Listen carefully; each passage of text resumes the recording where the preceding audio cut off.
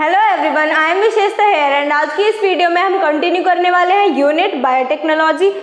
And last video में हमने देखा था कि जो हमारे होस्ट थे उनमें हमने क्या करा था, अलग अलग डिफर करे थे वो अपने, जो हमारे प्लाज्मिड में हमारे पास थे प्लाज्मिड,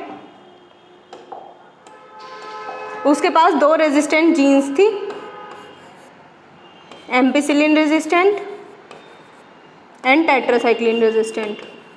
तो हमने क्या करा था, इन दोनों जीन्स को यूज़ करके, ये क्या है सेलेक्टेबल मार्कर्स, इन सेलेक्टेबल मार्कर्स को यूज़ करके हमने क्या करा था, डिफर करे थे अलग अलग होस्ट के, कौन सा हमारा होस्ट जो है वो ट्रांसफॉर्मेंट है, कौन से नॉन ट्रांसफॉर्मेंट है। ट्रांसफॉर्मेंट मतलब जिसमें हमारी डिजायरेबल जो हमारा वेक्टर है वो हमने इंसर्ट जो करा है वो सक्सेसफुली इंसर्ट हुआ, जिनमें हमारे वेक्टर गए जिन होस्ट में वो क्या हुए, उनमें ट्रांसफॉर्मेशन का प्रोसेस हुआ।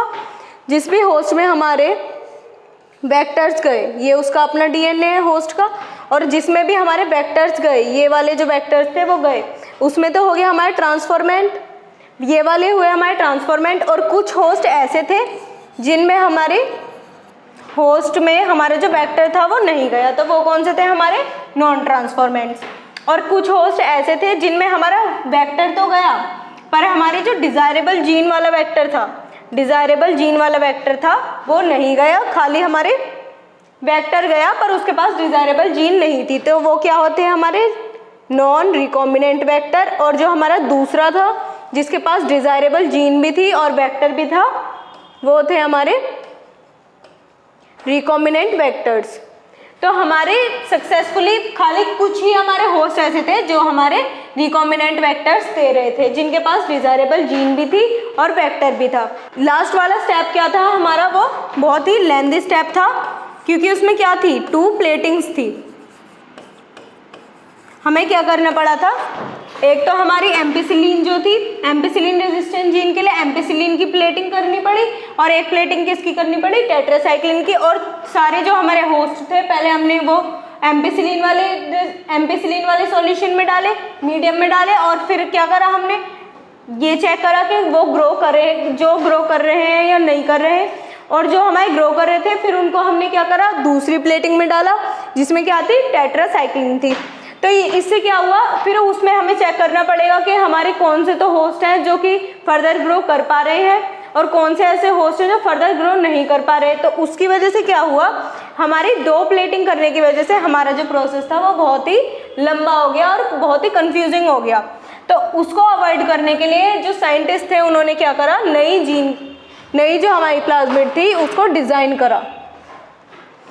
इस प्लाज्मिड में क्या है, लास्ट में इस प्लाज्मिड में हम खाली 1 स्टेप से हमें 2 प्लेटिंग नहीं करनी पड़ेंगी। इस प्लाज्मिड में हम खाली एक ही प्लेटिंग से अपने जो transformant, non transformant and recombinant and non recombinant host जो हैं उनको अलग अलग कर सकते हैं। हमें पता चल सकता है कि कौन से ऐसे होस्ट हैं जिनके पास हमारी डिजायरेबल जीन है और जो हमें चाहिए। ये वाली जो हमारी जीन थी, ये वाली जो हमारे प्लाज्मिड है, ये वाली प्लाज्मिड, इसका नोमेनक्लेचर देख लेते हैं पहले। P for plasmid, UC university of California,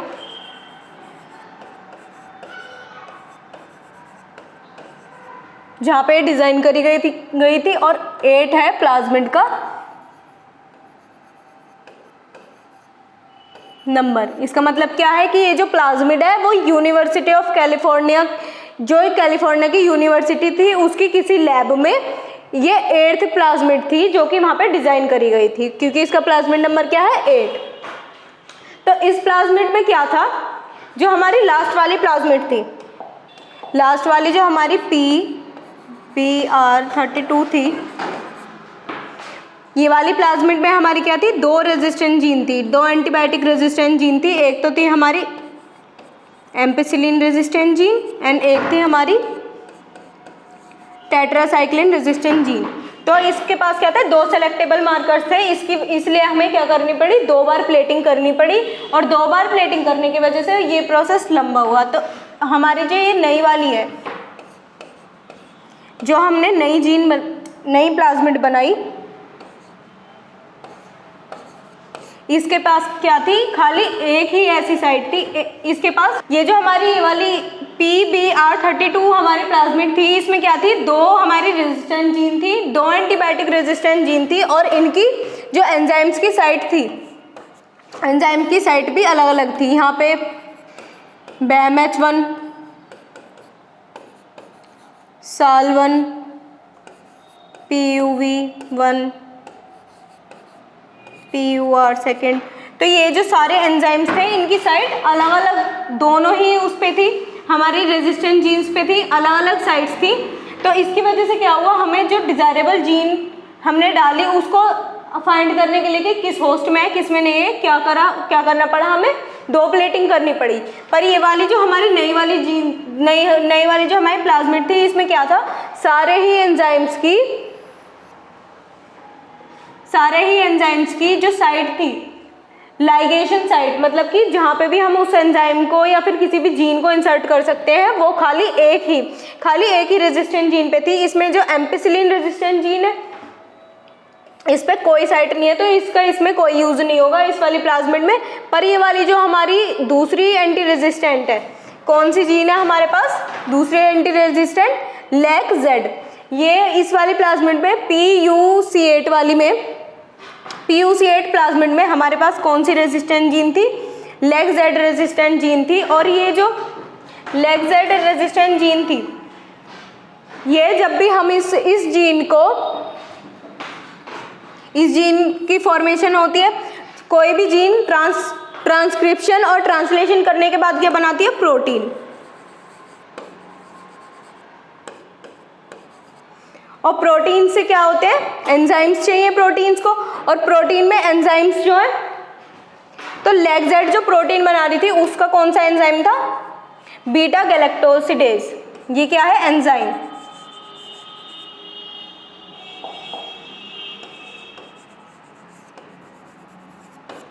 जो हमारा LAC-Z जीन थी उसने क्या करा, ट्रांसक्रिप्शन और ट्रांसलेशन करने के बाद प्रोटीन बनाया। प्रोटीन का ये वाला, प्रोटीन से क्या बना, ये वाला एंजाइम। प्रोटीन में क्या था, ये वाला एंजाइम बीटा गैलेक्टोसिडेज। तो हमारी PBU8 जो थी, हमारी PUC8 जो हमारी प्लाज्मिड थी, उसमें क्या था, हमारे पास ये वाली जीन थी LAC-Z, ये क्या है, रेजिस्टेंट जीन थी। ये वाली जीन हमारी जितनी भी हमारी जीन्स होती है, हर जीन कोई ना कोई प्रोटीन बनाती है। तो ये जो प्रोटीन बना रही थी, LAC-Z जीन जो प्रोटीन बना रही थी, उस प्रोटीन में क्या था, ये वाला एंजाइम था। ये जीन, इस जीन ने क्या बनाया, प्रोटीन बनाया। ट्रांसक्रिप्शन और ट्रांसलेशन के बाद प्रोटीन बना, और प्रोटीन ये वाला, इसके पास क्या था, ये वाला एंजाइम था बीटा गैलेक्टोसिडेज। ये क्या है, एंजाइम। इसकी फॉर्मेशन हो रही है इस प्लाज्मिड में। इस प्लाज्मिड में किसकी वजह से हो रही है, क्योंकि इसके पास ये वाली जीन है LAC-Z।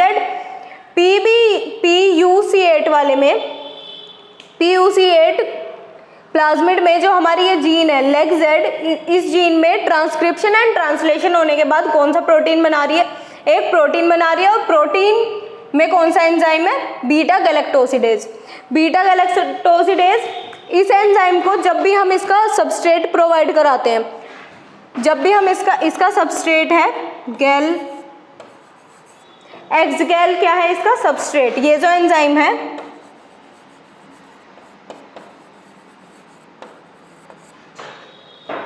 जो हमारा बीटा गैलेक्टोसिडेज एंजाइम है, इसको जब भी हम इसका एक्सगैल जो है इसका सबस्ट्रेट है वो प्रोवाइड करवाएंगे, तो क्या होगा, इसमें कुछ चेंज आएगा। दोनों का रिएक्शन होने की वजह से क्या होगा, इसके साथ जब ये अटैच हो जाएगा, मतलब इसका रिएक्शन होगा एंजाइम का सबस्ट्रेट के साथ, तो ये क्या बनाता है, ये ब्लू कलर देता है। तो उस ब्लू कलर की होने की वजह से जब हमने बीटा गैलेक्टोसिडेज में इस मीडियम को डाला, इस वाले प्लाज्मिड को एक्सगैल में डाला, माना कि हमारे पास एक डिश है, इसमें हमने क्या करा, एक्सगैल डाल दिया। यहाँ पे ये एक्सगैल है, ये किसका सबस्ट्रेट है, इस वाले एंजाइम का, बीटा गैलेक्टोसिडेज का सबस्ट्रेट है। और ये जब इसके साथ रिएक्ट करेगा, ये सबस्ट्रेट जब अपने एंजाइम से जुड़ेगा तो क्या बनाएगा, ब्लू कलर बना देगा। ये जो हमारे प्लाज्मिड है ये कैसी हो जाएगी, ब्लू कलर में टर्न हो जाएगी। तो फिर इससे क्या हुआ, और ये जो हमारा एंजाइम था ये किसकी वजह से बन रहा है, ये बन रहा है प्रोटीन, जो कि इस वाले प्रोटीन की वजह से। और ये प्रोटीन कौन बना रही है, ये वाली जीन LAGZ जीन, जो कि हमारी कौन से प्लाज्मिड में प्रेजेंट है, PUC8 में प्रेजेंट है। तो फिर जब अगर हम इस जीन को ही खराब कर दें, अगर हम इस जीन को ही खराब कर देंगे, हमने LAGZ पे क्या करा, हमारी जो LAGZ है उस पे बहुत सारे एंजाइम्स हैं, इतने सारे ये जो एंजाइम्स हैं, इनमें से किसी भी एंजाइम को हटाया, इस एंजाइम किसी भी एंजाइम की साइड पे हमने क्या करी, अपने डिजायरेबल जीन को इंसर्ट कर दिया। यहाँ हमने क्या कर दिया, अपने यहाँ पे डिजायरेबल जीन डाल दी। यहाँ पे LAGZ पे हमने क्या करा, अपनी डिजायरेबल जीन डाल दी। और डिजायरेबल जीन डालने की वजह से क्या हुआ, ये जो हमारी LAGZ थी इसकी फंक्शनिंग खराब हो गई, इसका जीन सीक्वेंस चेंज हो गया। तो ये क्या हुआ, LAGZ की जो फंक्शनिंग थी वो खराब हो गई। अब क्या हुआ, LAGZ खराब हुआ, LAGZ जीन खराब हुई। LAGZ जीन खराब होने की वजह से ये प्रोटीन भी नहीं बनाएगी। जब जीन ही खराब हो गई तो प्रोटीन, तो जो हमारी जीन में ट्रांसलेशन होना था वो नहीं हुआ, और ट्रांसलेशन होने की वजह से क्या हुआ, प्रोटीन भी नहीं बना, और प्रोटीन नहीं बना तो ये वाला एंजाइम भी नहीं मिला हमें, बीटा गैलेक्टोसिडेज। तो जब हमने एक्सगेल डाला, जब हमने एक्सगेल डाला इस वाली प्लाज्मिड पे, तो क्या होगा, नॉर्मली जब इसके पास LAGZ जीन थी, LAGZ जीन होने की वजह से क्या हो रही थी, ब्लू कलर में टर्न हो रही थी, तो ब्लू कलर बन जानी चाहिए थी। नॉर्मली क्या होता, ये है एक हमारी डिश जिसमें कि नॉर्मली ये हमारे एक, तो हमारे पास क्या होगा, जो हमारी LAGZ है वो खराब हो जाएगी। LAGZ खराब होने की वजह से ना तो हमारी जो जीन है वो प्रोटीन बनाएगी, और प्रोटीन ना बनेगा तो हमारी एंजाइम्स भी नहीं बनेंगे, और उस प्रोटीन के एंजाइम्स ही नहीं होंगे तो ये जो इसका सबस्ट्रेट है, अगर हम इस प्लाज्मिड पे इसका सबस्ट्रेट डालेंगे तो इस पर कुछ चेंज होगा, इस पर कोई चेंज नहीं होगा, क्योंकि इसके पास वो वाला एंजाइम ही नहीं है जिसके साथ ये सबस्ट्रेट जुड़ के कोई चेंज करता और चेंज करके ब्लू कलर में इसको प्लाज्मिड को टर्न करता। तो फिर क्या होगा, जब हमने इसमें अपनी जीन इंसर्ट करी, जीन इंसर्ट की वजह से क्या हुआ, ये जो हमारी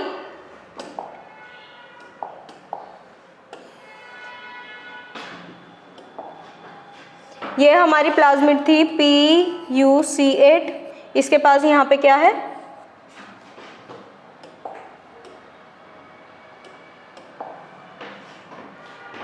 LAGZ, इसके पास थी यहाँ पे LAGZ जीन, और इस जीन में हमने क्या करी, अपनी जो फॉरेन जीन थी डिजायरेबल जीन इसको इंसर्ट कर दी। तो ये जो हमने जीन इंसर्ट करी है, इस जीन को इंसर्ट करने की वजह से क्या हुआ, इसकी जो फंक्शनिंग थी, LAGZ जीन की जो फंक्शनिंग थी वो क्या हो गई, इनएक्टिव हो गई, क्योंकि इस जीन की अब फंक्शनिंग अब ये नहीं कर पाएगी, क्योंकि जीन ही खराब हो गई। जीन खराब होने की वजह से क्या हुई, ये इनएक्टिव हो गई। तो इस प्रोसेस को हम क्या बोलते हैं, यहाँ पे इंसर्शनल इनएक्टिवेशन।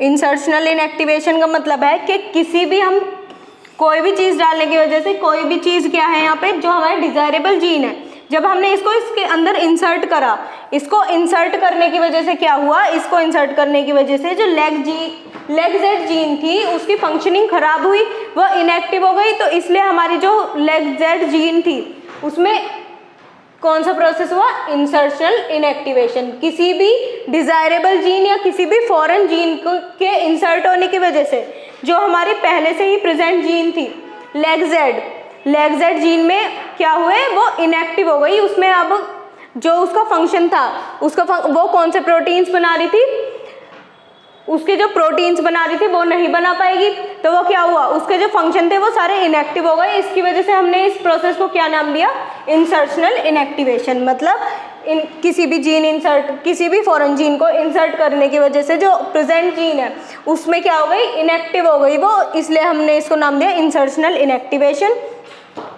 और जब इसकी फंक्शनिंग को खराब हो गई तो ये जो LAGZ है ये क्या होगा, अब प्रोटीन नहीं बना पाएगी, और प्रोटीन नहीं बना पाएगी तो ये जो इसके प्रोटीन के एंजाइम्स थे, प्रोटीन में ये वाला जो एंजाइम प्रेजेंट था बीटा गैलेक्टोसिडेज, इसका जो सबस्ट्रेट था, इसको रिएक्ट कराने पे हमारा क्या बना रहे थे, ये ब्लू कॉलोनीज बना रहे थे। जो हमारी प्लाज्मिड थी, जो हमारी प्लाज्मिड, जो इस भी बैक्टीरिया में प्लाज्मिड थी, वो कैसे टर्न हो रही थी, ब्लू कलर में टर्न हो रही थी। तो अब क्या होगा, ये हमारी प्लाज्मिड है, इसमें क्या करा हमने, जीन डाल दी, अपने डिजायरेबल जीन डाल दी। जीन डालने की वजह से क्या हुआ, इंसर्शनल इनएक्टिवेशन हो गई।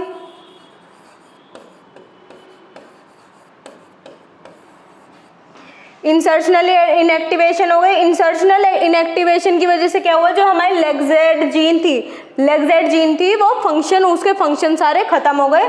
तो इनएक्टिवेशन की वजह से हमारी जो लेगजेड जीन थी वो नॉन फंक्शन हो गई। नॉन फंक्शन हो गई तो उसको जो प्रोटीन बनाना था, ना तो वो प्रोटीन बना पाएगी, प्रोटीन नहीं बना पाएगी तो हमारी प्रोटीन ना बनाने की वजह से क्या होगा, जो हमारा बीटा गैलेक्टोसिडेज बनना था, ये एंजाइम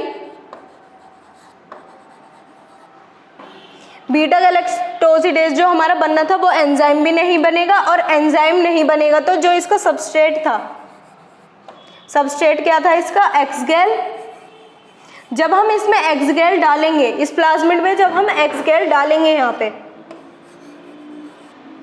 तो नॉर्मली कंडीशन में जब हमारे पास लेगजेड जीन फंक्शनल थी तो ये क्या करती, प्रोटीन बनाती, बीटा गैलेक्टोसिडेज होता, उस प्रोटीन में ये वाला एंजाइम होता, और ये वाला एंजाइम होने की वजह से क्या होता, एक्सगेल डालने पर ये कैसे कलर देती,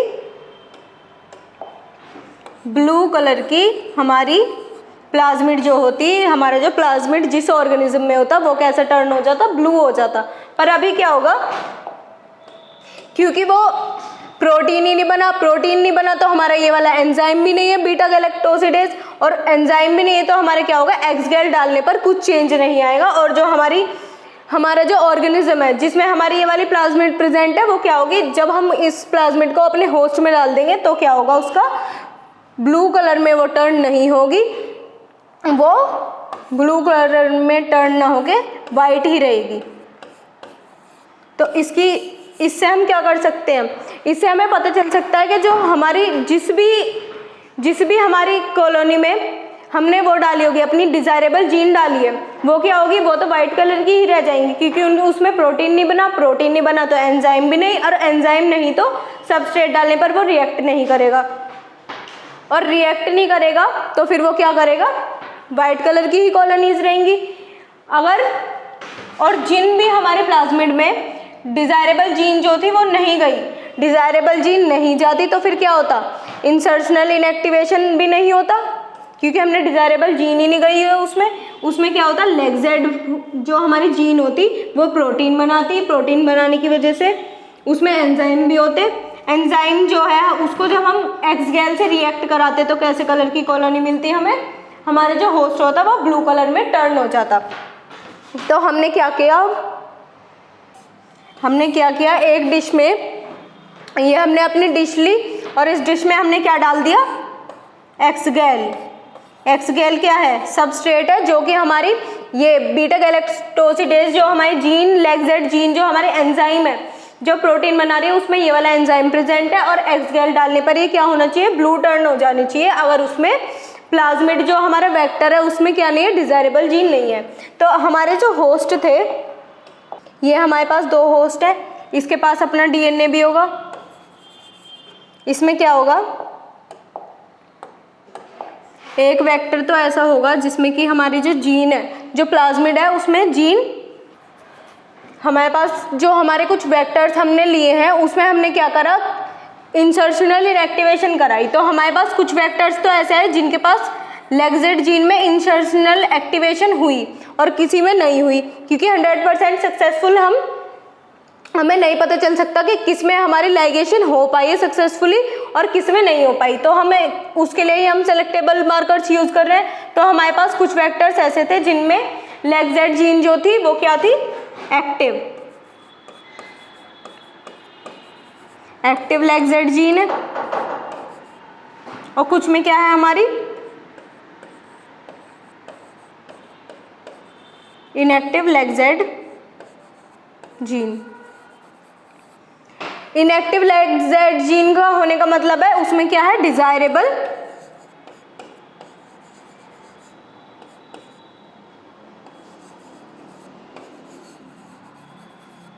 तो जिस भी होस्ट में हमारी डिजायरेबल जीन होगी उसमें क्या होगा, जो लेग जेड जीन है उसकी क्या होगी, फंक्शन बंद हो जाएगा, और वो जो हमें प्रोटीन बनाना था, उसे जो प्रोटीन बनाना था वो प्रोटीन नहीं बनाएगी, और प्रोटीन ना बनने की वजह से जो एंजाइम है वो भी नहीं होगा, और उस एंजाइम ना होने की वजह से जब हम इसको लेग जेड, ये वाला जो हम सबस्ट्रेट डाल रहे हैं अपनी डिश में, ये रिएक्ट नहीं करेगी।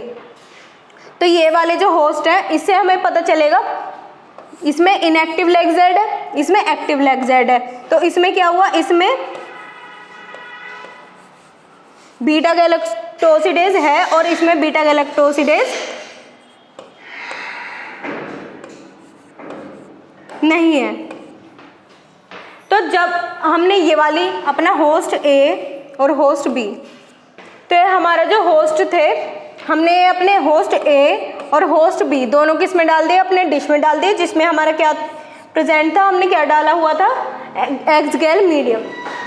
तो अब क्या होगा, जिस भी होस्ट में हमारी डिजायरेबल जीन होगी तो वो कैसी हो जाएगी, उसके पास क्योंकि बीटा गैलेक्टोसिडेज नहीं है तो फिर वो हमारे जो एक्सगेल सबस्ट्रेट डाला हुआ है वो उसके साथ रिएक्ट नहीं करेगा, और वो कैसी कॉलोनी बनाएगा, वाइट कॉलोनीज बनाएगा। और जो हमारे होस्ट जिसके पास डिजायरेबल जीन नहीं है तो हमारी एक्टिव लेग जेड होगी, लेग जेड जीन हमारी प्रोटीन बनाएगी, प्रोटीन में हमारा बीटा गैलेक्टोसिडेज एंजाइम होगा, और वो एंजाइम जब हमारा एक्सगेल के साथ रिएक्ट करेगा तो वो किस कलर में टर्न हो जाएंगी, वो वाले होस्ट हमारे ब्लू कलर में टर्न हो जाएंगे। तो जो भी हमारे होस्ट ब्लू कलर में टर्न हुए वो कौन से होस्ट थे, हमारे होस्ट ए वाले। तो जिस भी होस्ट में हमारे कलर चेंज हुआ, जो भी होस्ट हमारे ब्लू कलर में टर्न हुए वो कौन से थे, जिनके पास डिजायरेबल जीन नहीं थी, मतलब उनके पास वो कौन से होस्ट थे, नॉन रिकॉम्बिनेंट होस्ट। और जो हमारे वाइट वाले थे, जो भी होस्ट हमारे वाइट हो गए जिनमें कलर चेंज नहीं हुआ, उसका मतलब क्या है, जिसमें भी कलर चेंज नहीं हुआ उसके पास इनएक्टिव मतलब नॉन फंक्शनल हमारी लेग जेड जीन थी। तो लेग जेड जीन जो थी वो इनएक्टिव थी, क्यों थी, क्योंकि उसके पास डिजायरेबल जीन थी, और उसमें क्या हुआ, बीटा गैलेक्टोसिडेज नहीं बना, और नहीं बीटा गैलेक्टोसिडेज एंजाइम नहीं बनने की वजह से जो इसका सबस्ट्रेट डाला था हमने, एक्सगेल जब हमने डाला था तो उसमें कलर चेंज नहीं हुआ। और तो ये हमें क्या पता चला कि ये वाले कौन से हैं, रिकॉम्बिनेंट होस्ट हैं, जो कि हमें अपनी फर्दर टेक्निक में आगे प्रोसीड कराने, और इनकी रेप्लिकेशन हम फर्दर करा के यूज़ करेंगे। तो इससे हमारे क्या हुआ, हमें खाली एक ही प्लेटिंग करी, उसमें कलर चेंज होने की वजह से कुछ कॉलोनीज का हमारा ब्लू कलर मिला और कुछ का वाइट। ब्लू कलर वाली जो थी वो हमारी नॉन रिकॉम्बिनेंट थी, क्योंकि उनके पास डिजायरेबल जीन नहीं थी, और लेग जेड जीन उनकी एक्टिव थी, इसलिए उनका ब्लू कलर टर्न हो गया वो ब्लू कलर में।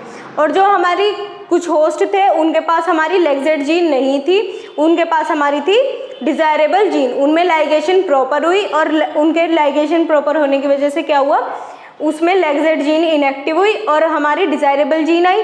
डिजायरेबल जीन आने की वजह से क्या हुआ, उनका जो कलर था वो चेंज नहीं हुआ। इससे हमें क्या पता चला कि वो रिकॉम्बिनेंट है। तो इसमें हमारे एक ही प्लेटिंग में डिफर हो गया, और इस वाली को, ये जो कलर चेंज कर रहे हैं, ये इस जीन के होने की वजह से कलर चेंज हो रहे हैं, तो इस वाली को इसको बोलते हैं हम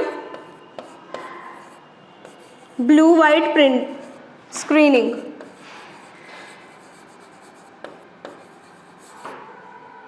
क्योंकि कुछ जो हमारी कॉलोनीज है वो हमारी किसकी वजह से पता चल पा रहा है, नॉन रिकॉम्बिनेंट और रिकॉम्बिनेंट कलर चेंज होने की वजह से कुछ कॉलोनीज हमारी ब्लू हैं, कुछ हमारी वाइट है। तो इस स्क्रीनिंग की वजह से हमें पता चल पा रहा है कि जो हमारे नॉन रिकॉम्बिनेंट होस्ट कौन से हैं और रिकॉम्बिनेंट होस्ट कौन से हैं। तो इसको हमने क्या नाम दिया, इस वाले प्रोसेस को ब्लू वाइट स्क्रीनिंग। तो अभी तक हमने देखा कि जो हमारे क्लोनिंग वेक्टर्स थे उनको हम किस तरीके से यूज़ करके अपने non recombinant, recombinant, non transformant और ट्रांसफॉर्मेंट्स में डिफरेंस क्रिएट कर पा रहे हैं, अपना जो ओरिजिनल हमारा वेक्टर जो हमें यूज़ करना है उसको ले पा रहे हैं।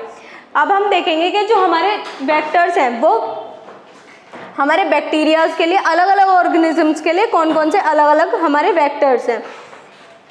तो हम कॉमनली हमारे जो होस्ट होते हैं वो कौन होते हैं, बैक्टीरियाज होते हैं, और उनके लिए हम क्या यूज़ करते हैं, प्लाज्मिड जैसे हमने देखा PBr 322 PUC8, ये क्या है, ये प्लाज्मिड्स हैं। इनको हम यूज़ कर रहे हैं एज वेक्टर, किस में यूज़ कर रहे हैं, हम बैक्टीरियाज में यूज़ कर रहे हैं। और कुछ हमारी बैक्टीरियोफाज, ये क्या है, वायरसेस। कुछ हमारे बैक्टीरियाज में क्या यूज़ करते हैं, हम प्लाज्मिड्स यूज़ करते हैं, और कुछ हम बैक्टीरियाज में हम क्या यूज़ कर रहे हैं, बैक्टीरियोफाजेस यूज़ कर रहे हैं। बैक्टीरियोफाजेस की यूज़ करते हैं क्योंकि इनका जो कॉपी नंबर है, इनकी जो ओराई है वो हाई कॉपी नंबर को सपोर्ट करती है, हाई रेप्लिकेशन पावर।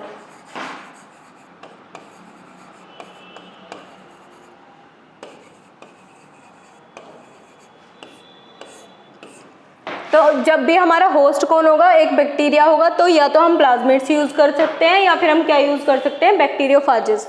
बैक्टीरियोफाजेस कौन से वायरस हैं, जो कि हमारे बैक्टीरियाज पे अटैक करते हैं। तो उनको हम क्या करेंगे, जो हमारा वायरस का वायरल DNA है उसमें जो भी वायरल जीन होगी, जो भी हमारा इन्फेक्शन क्रिएट करेगी, उस जीन को हटा के जो हमारे डिज़ायरेबल जीन है उसको इंसर्ट करा देंगे। और उसको इंसर्ट कराने की वजह से क्या होगा, जो हमारे डिज़ायरेबल जीन है वो जितनी भी बार हमारा वायरल DNA जो है उसमें वायरल जीन तो है नहीं, तो वो इन्फेक्शन तो क्रिएट नहीं कर पाएगी। तो उसमें क्या होगा, जो हमारी डिज़ायरेबल जीन है वो रेप्लिकेट करेगी इंस्टेड ऑफ जो हमारी वायरल जीन थी उसकी जगह पे।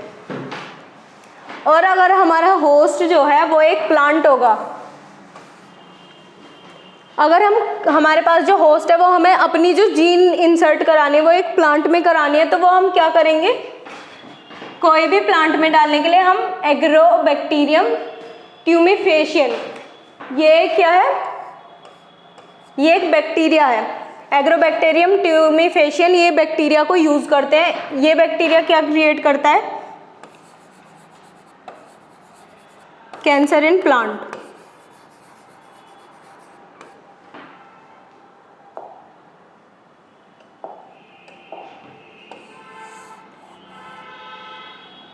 इसकी जो प्लाज्मिड होती है, इस बैक्टीरिया के पास एक प्लाज्मिड होगी, इसकी जो प्लाज्मिड होती है इसके पास होती है एक tDNA होता है।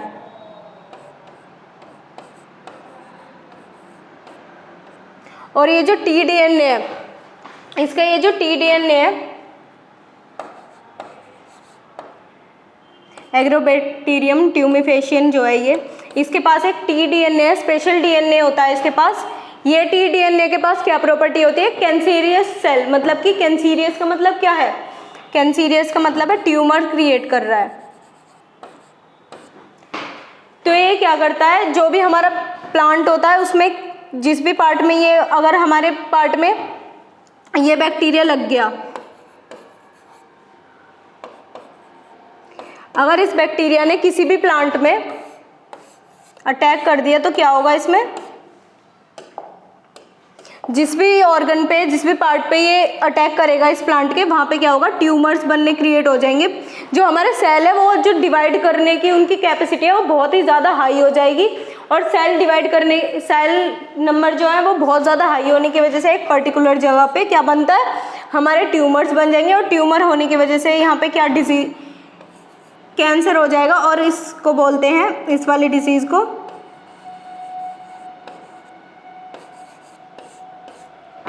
क्राउन गॉल डिसीज हमारी क्रिएट कर देता है ये वाला बैक्टीरिया जो है। ये जो हमारी क्राउन गॉल डिसीज है ये कब हो रही है, जब इस वाली प्लाज्मिड में क्या है, tDNA। तो इसका इन्फेक्टिव पार्ट कौन सा है, जो इन्फेक्ट क्रिएट कर रहा है, जो इसमें इन्फेक्शन क्रिएट कर रहा है और ट्यूमर बना रहा है, वो कौन सा पार्ट है हमारा, टीडीएनए जो है इसके पास स्पेशल वाला, उसकी वजह से क्या हो पा रही है हमारे जो प्लांट पे जब भी ये अटैक करेगा तो फिर प्लांट में जब भी ये जाएगा तो क्या होगा, ट्यूमर क्रिएट करेगा और बहुत सारे सेल्स होने की वजह से यहाँ पे जो ये प्लांट है ये डिजीज हो जाएगा। तो जो साइंटिस्ट थे उन्होंने क्या सोचा कि इसके जो हमारा टीडीएनए है इसको हम हटा दें, क्योंकि इसके पास जो ओराई होगी,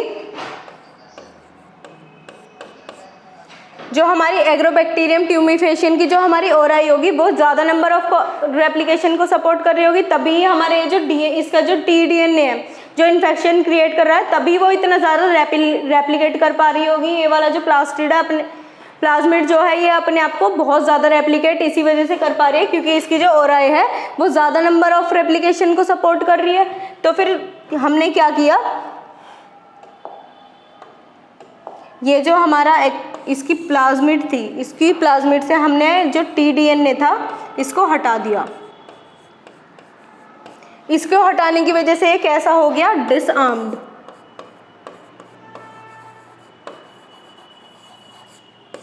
डिसआर्म्ड कैसे हुआ, डिसआर्म्ड ऐसे हो गया क्योंकि इसके पास जो वेपन था, weapon in the sense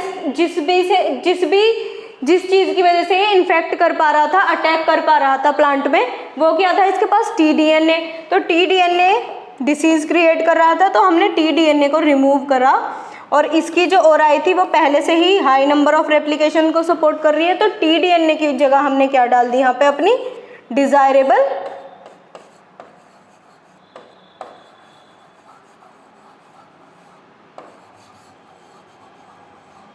desirable gene insert कर दी। अब डिज़ायरेबल जीन इंसर्ट करने के बाद क्या होगा, यहाँ पे जो ट्यूमर्स बन रहे थे ये ट्यूमर्स ना बनने की जगह क्या होगा, ये जो हमने इसकी प्लास्टिड ली, प्लांट में हम जब डालेंगे इसको, हम अपने होस्ट में डालेंगे इस प्लास्टिड को, इस प्लाज्मिड में हमने क्या करा, अपने टीडीएनए को हटा दिया।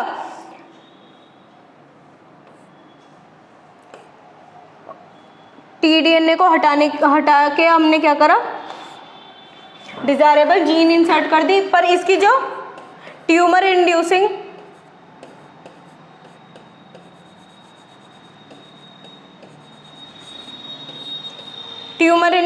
पावर थी इसके पास। ट्यूमर इंड्यूसिंग मतलब जो हमारे ट्यूमर्स बना पा रहा था, ट्यूमर्स बनाने का मतलब क्या है, जो हमारे सेल्स हैं वो उनको बहुत जल्दी बहुत सारे नंबर्स में रेप्लिकेट कर पा रहा था, वो वाली इसकी कैपेसिटी अभी भी इसके पास है क्योंकि इसकी ओराई की वजह से थी वो।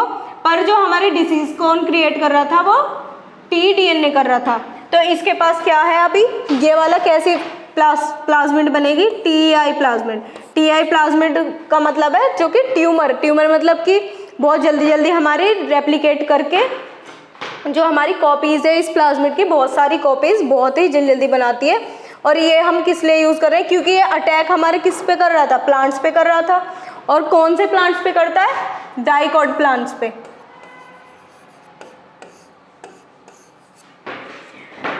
डाइकोट प्लांट्स पे करता है। तो हम इसको किस लिए यूज़ कर रहे हैं, हम इसको पहले डिसआर्म्ड करेंगे।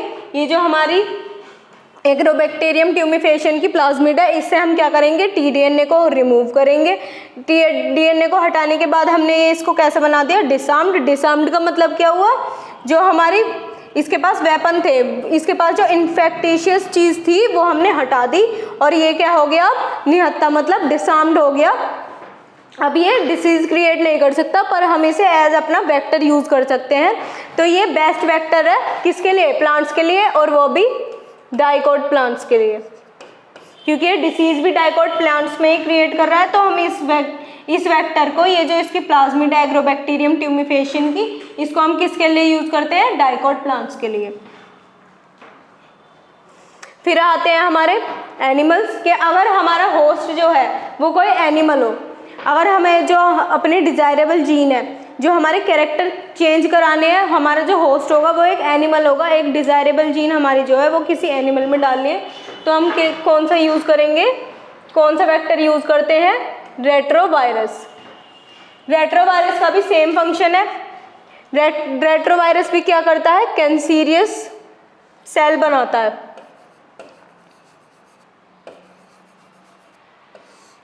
कैंसीरियस सेल बनाने का मतलब क्या है, इसकी भी कॉपी नंबर जो होगी वो बहुत ज़्यादा हाई होगी। कॉपी नंबर हाई होने की वजह से हमारे क्या होगा, ये कैंसीरियस है तो ये डिसीज क्रिएट कर रहा है एनिमल्स में। तो जो हमारा ट्यूमर बनाने की इसकी कैपेसिटी है वो किसकी वजह से होगी, इसके पास भी एक क्या है, टीडीएनए। इसके पास भी जो हमारा इसका डीएनए होगा, ट्यूमर इंड्यूसिंग डीएनए, उसको हम रिमूव करेंगे। इसको भी हम रिमूव करके डिसार्म बनाएंगे।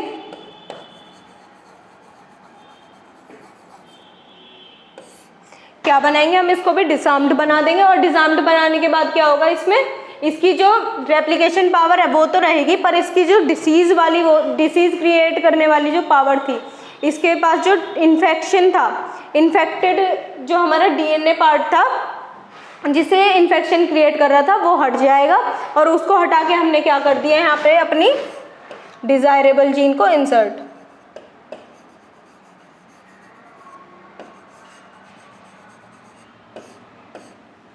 इस डिजायरेबल जीन को इंसर्ट करा हमने। डिजायरेबल जीन को इंसर्ट करने के बाद हम क्या करेंगे, ये जो हमारे वेक्टर है, रेट्रोवायरस जो है, ये क्या करेंगे, टीडीएनए हमने हटा दिया। यहाँ पे क्या क्या डाल दिया हमने, अपनी डिजायरेबल जीन। रेट्रोवायरस नहीं, रेट्रोवायरस की जो प्लाज्मिड थी, हमने इसमें से क्या करा, टीडीएनए हटा दिया और अपने डिजायरेबल जीन डाल दी। तो जितनी बार भी ये कॉपी करेगा, क्योंकि इसकी कॉपी करने, क्योंकि ये कैंसर क्रिएट कर रहा था, तो इसकी क्या थी, इसके पास थी बहुत ज़्यादा हाई रेप्लिकेशन पावर थी, तभी ये कैंसर क्रिएट कर पा रहा था। क्योंकि हमने इसके जो कैंसरियस पार्ट था, जो पार्ट इसका, जो इसका डीएनए का पार्ट, टीडीएनए जो था, उसको हमने रिमूव कर दिया, उसकी वजह से कैंसर हो रहा था। उसको रिमूव करने की वजह से क्या होगा, हमारी जो डिजायरेबल जीन थी, हमने उसकी जगह हम अपनी डिजायरेबल जीन डाली। तो जितनी बार भी ये कॉपी करके, जितनी बार भी ये कॉपी करेगा, इसका कॉपी नंबर हाई है, जितनी बार भी ये कॉपी करेगा सेल में, उतनी ही बार ये क्या करेगा, हमारी जो डिजायरेबल जीन है उसकी भी कॉपीज बनाएगा। और इतनी सारी कॉपीज बनाने की वजह से क्या होगी, हमारे जो वेक्टर है, हमारे पास वेक्टर भी ज़्यादा होंगे। और जो हम अपने डिजायरेबल जीन है, तो हमारे पास जब ज़्यादा वेक्टर है तो हमारे पास चांसेस भी ज़्यादा है कि जो हमारे होस्ट हैं वो ट्रांसफॉर्मेंट हो। तो हमारे पास अब ज़्यादा चांस है कि जो हमारे ट्रांसफॉर्मेंट होस्ट हैं वो हमें ज़्यादा मिले। और ज़्यादा मिलने की वजह से क्या होगा, ज़्यादा नंबर हमें कॉपीज़ मिलेंगे, तो हमारे जो हमारा फाइनल प्रोडक्ट बनाने में भी हमारी हेल्प होगी उसमें। इसलिए हम क्या करते हैं, जिस भी वेक्टर का हमारा ओराई नंबर ज़्यादा होगा, ओराई जो हमारी रेप्लिकेशन है वो ज़्यादा सपोर्ट करेगी, वही हम वेक्टर लेंगे।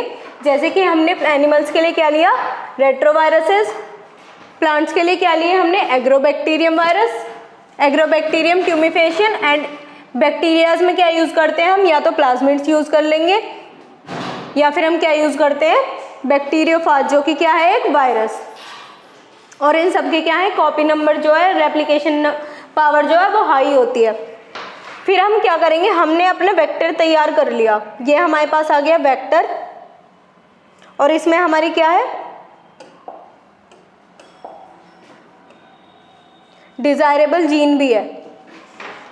तो ये डिजायरेबल जीन वाला जो है हमारा वेक्टर है, इसको हम क्या बोल रहे हैं, रिकॉम्बिनेंट वेक्टर।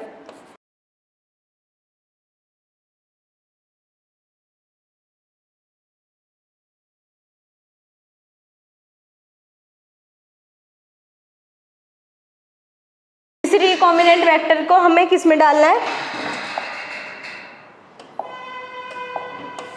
ये जो हमारा होस्ट होता है, हमें इसमें अपना वेक्टर डालना होता है। ये जो हमारा रिकॉम्बिनेंट वेक्टर है, ये हमें किस में डालना है, अपने होस्ट में। पर ये जो होस्ट है, ये क्या, क्योंकि हमारी जो बॉडी में जितने भी सेल्स होते हैं, ऐसे ही सारे ही ऑर्गेनिज्म में बॉडी में जितने भी सेल्स होते हैं, उतनी हमारी सेंसिटिव सेल्स होते हैं। तो हमारा कोई भी, हमारी बॉडी, जब हमारी बॉडी पे कोई भी वायरस, बैक्टीरिया या फिर कोई भी ऑर्गेनिज्म अटैक करता है, तो जो हमारा सेल है वो उसके एंड उसके अपोजिट वर्क करता है, हमारी जो इम्यून सिस्टम है वो उसके अपोजिट वर्क करता है। तो सेम ऐसे यहीं पे होता है, जो हमारा होस्ट है वो ईजिली जो हमारा वेक्टर है, ईजिली हमारा जो ये वेक्टर है उसको एक्सेप्ट नहीं करेगा। तो हमें क्या करना पड़ता है, अपना जो होस्ट है उसको, जिससे कि ये हमारे वेक्टर को एक्सेप्ट कर ले, ये जो होस्ट सेल है, ये होस्ट सेल, क्योंकि ये इसके लिए क्या होगी, फॉरेन जीन होगी, फॉरेन जीन है तो ये इसको एक्सेप्ट नहीं करेगा। हमारी बॉडी, जैसे कि जब भी हमारी बॉडी में कोई वायरस अटैक करता है तो हमारे इम्यून सिस्टम में जो वाइट ब्लड सेल्स होते हैं वो क्या करते हैं, उसके अगेंस्ट वर्क करेंगे, उसको किल करने की कोशिश करेंगे। तो ऐसे ही यहाँ पे होगा, अगर हम इसको डायरेक्टली लेके आ जाएंगे, इस वेक्टर को इसमें डालेंगे, क्योंकि इसके पास एक अलग डीएनए है तो, और इसके पास अपना डीएनए है, होस्ट सेल के पास पहले ही अपना डीएनए है और वेक्टर के पास अलग डीएनए है। तो हमारा जो वेक्टर का डीएनए है वो इसको, हमारे जो होस्ट डीएनए, जब हम इस वेक्टर को यहाँ पे लेके आएंगे,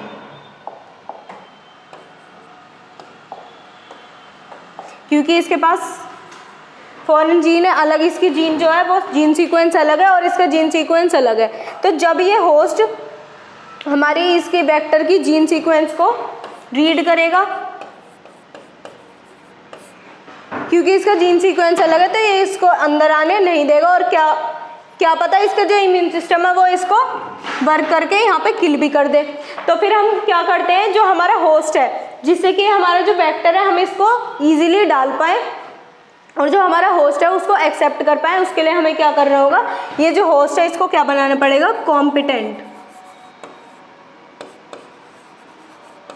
इस होस्ट को हमें मनाना पड़ेगा, इस होस्ट में कुछ हमें ऐसा करना पड़ेगा जिसकी वजह से ये इसको, हमारा जो वेक्टर है उसको एक्सेप्ट कर ले, और हमारी वेक्टर को जब हमारा होस्ट एक्सेप्ट कर लेगा तो जितनी बार हमारी होस्ट में कॉपीज होंगी उतनी ही बार हमारी वेक्टर होंगी, पर उसके लिए हमें पहले इसको कॉम्पिटेंट बनाना पड़ेगा। और कॉम्पिटेंट बनाने के लिए प्लांट्स के सेल में, एनिमल्स के सेल में, सब में अलग अलग तरीके से हम हमारे जो सेल्स होते हैं उसको कॉम्पिटेंट बनाते हैं। या तो हम उसको, इनकी जो बाउंड्रीज होती हैं, ये जो हमारी सेल बाउंड्री होती है, सेल वॉल, इसमें सेल मेम्ब्रेन में हम क्या करते हैं, यहाँ पे पोर्स क्रिएट कराते हैं।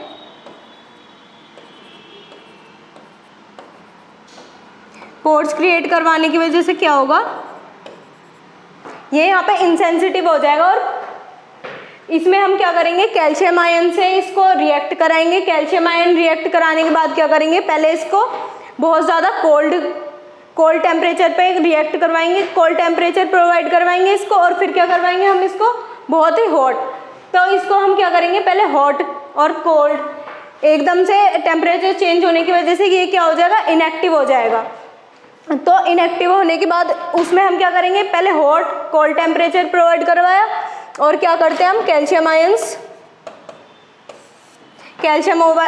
प्रोवाइड करवाएंगे। वो क्या करेंगे, इसकी जो मेम्ब्रेन है, सेल मेम्ब्रेन है, इसमें पोर्स क्रिएट कर देगी, और फिर क्या करेंगे, इसमें इलेक्ट्रिक शॉक देंगे। इसको इलेक्ट्रिक शॉक देने की वजह से क्या होगी, इसकी जो मेम्ब्रेन है उसमें ये जो कैल्शियम आयन है ये पोर्स क्रिएट कर पाते हैं, और पोर्स क्रिएट करने की वजह से क्या होगा, जो हमारा वेक्टर है उसको स्पेस मिल जाएगा अंदर जाने का, उसको स्पेस मिल जाएगा अंदर जाने का। तो ये जो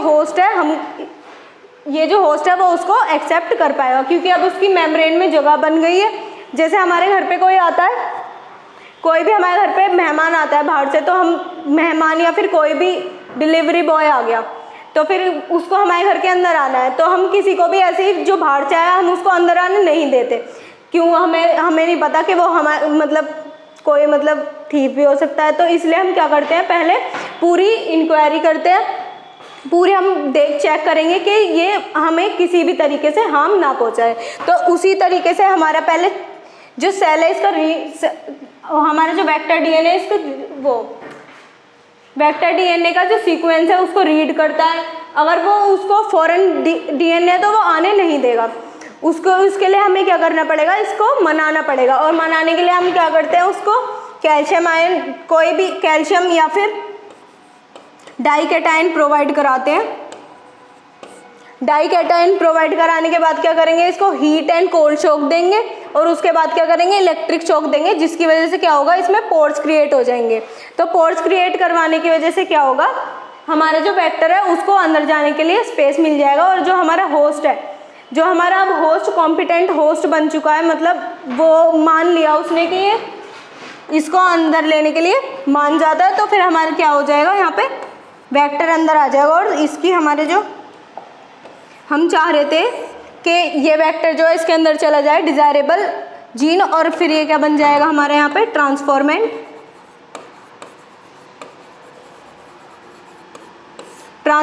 होस्ट बन जाएगा, क्योंकि इसके पास क्या आ गई, बाहर से डिज़ायरेबल जो हमारी जीन थी, जो हमें इसमें डालनी थी वो हमने डाल दी। तो इसमें क्या हुआ, जो इसकी जीन सीक्वेंस है, अभी जब इसमें नया कैरेक्टर आ गया तो इसमें इसकी जो हमारी जीन सीक्वेंस में चेंज हुआ, जीन की सीक्वेंस में चेंज होने की वजह से नए कैरेक्टर्स भी आए, और नए कैरेक्टर आने की वजह से जो हमारा होस्ट था वो ट्रांसफॉर्मेंट होस्ट बन गया। तो हम क्या करेंगे, जो हमारे अलग अलग होस्ट है, मतलब प्लांट्स एनिमल सब में हमारे अलग अलग होस्ट हैं, तो अलग अलग होस्ट में हमें अलग अलग तरीके होते हैं कि जो हमारा होस्ट है उसको कॉम्पिटेंट बनाए। कैटायन वाला, ये जो हमने डाइकैटायन वाला करा है, ये हमारे किसी एक होस्ट पे यूज़ होगा। ऐसे ही और अलग अलग तरीके हैं जिससे हम यूज़ करके अपना जो होस्ट है उसको कॉम्पिटेंट बना सकते हैं। उसको जो हमारे डिफरेंट होस्ट हैं तो उनको अलग अलग तरीके से कॉम्पिटेंट बनाने के लिए हमारी अलग अलग टेक्निक्स हैं। उन टेक्निक्स को हम अपनी नेक्स्ट वीडियो में कंटिन्यू करेंगे। और आज की इस वीडियो में आपके लिए इतना ही। अगर आपको ये वीडियो अच्छी लगी हो तो लाइक करें और चैनल को सब्सक्राइब करें। Thank you.